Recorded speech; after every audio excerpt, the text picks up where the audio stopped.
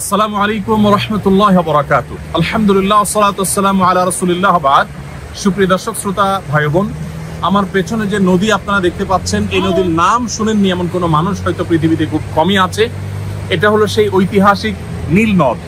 যে নীল নদের কথা কোরআনে ইঙ্গিত করা হয়েছে, যে নীল নদের আলোচনা রয়েছে নবী করিম সাল্লাল্লাহু আলাইহি ওয়াসাল্লামের হাদিসে, যেই নীল নদের উপর দাঁড়িয়ে আছে পৃথিবীর অনেকগুলো সভ্যতা, যে নীল নদের উপর ভিত্তি করে নির্মিত হয়েছে মানব ইতিহাসের বহু বড় বড় ঘটনা।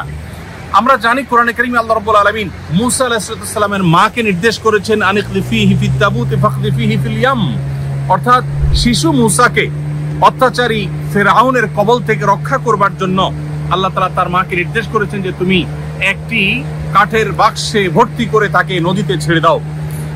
অনেক ইতিহাসবিদ এবং অনেক তাফসীরবিদদের মতে এটা সেই নদী যেটাকে আল ইয়াম বলে কোরআনে বোঝানো হয়েছে।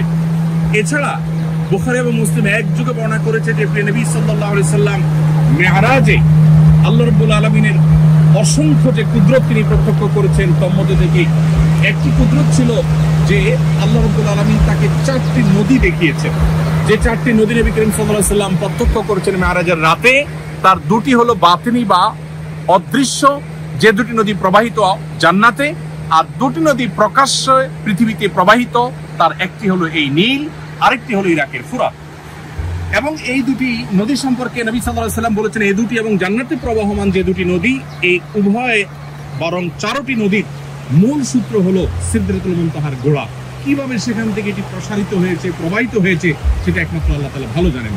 এর দুনিয়াতে বা বাহ্যিক যে এর সোর্স বা মূল সূত্র যেখান থেকে এটি শুরু বা প্রবাহিত হয়েছে, আমরা এখানকার স্থানীয়দের বক্তব্য অনুযায়ী সেরকম একটা জায়গায় অবস্থান করছি, যেটা উগান্ডার কাম্পালার ঠিক কাছে অবস্থিত। এখান থেকে এই নীল নদ প্রবাহিত হয়ে এই পানিগুলো চলে গিয়েছে এখান থেকে 6650 কিলোমিটার দূর পর্যন্ত।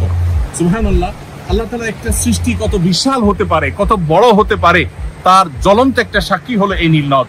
যে নীল নদের এক পাশ থেকে আরেক পাশ অনেক বেশি বড় নয়, কিন্তু এই পানিটাই প্রবাহিত হতে হতে উগান্ডার বুক চিরে, সুদানের বুক চিরে, ইথিওপিয়ার বুক চিরে সেই সুদূর মিশর পর্যন্ত চলে গেছে। এবং এই মরুভূমির দেশ মিশর টিকে আছে মূলত এই নদের উপরে, এই নদের পানির উপরে। আল্লাহ রাব্বুল আলামিনের বহু কুদরতের সাক্ষী, বহু ইতিহাসের সাক্ষী, বহু সভ্যতার সাক্ষী এবং কোরআন এবং সুন্নাহর আলোকে বহু গুরুত্বপূর্ণ তথ্যের সাথে যার সংযোগ রয়েছে, এটা সেই ঐতিহাসিক নীল নদ। আল্লাহ রাব্বুল আলামিন তার এই সমস্ত সৃষ্টি থেকে আমাদেরকে শিক্ষা গ্রহণ করবার তৌফিক দান করেন।